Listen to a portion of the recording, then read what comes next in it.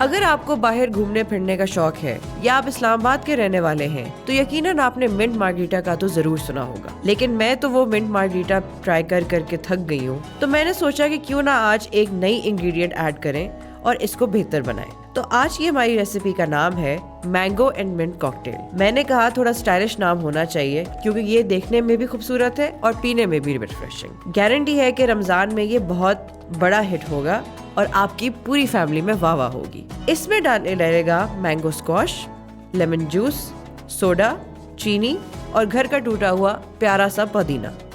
अपने ब्लेंडर में ऐड करें चीनी, मैंगो स्क्वॉश, बर्फ, थोड़ा सा सोडा, पानी और पुदीना।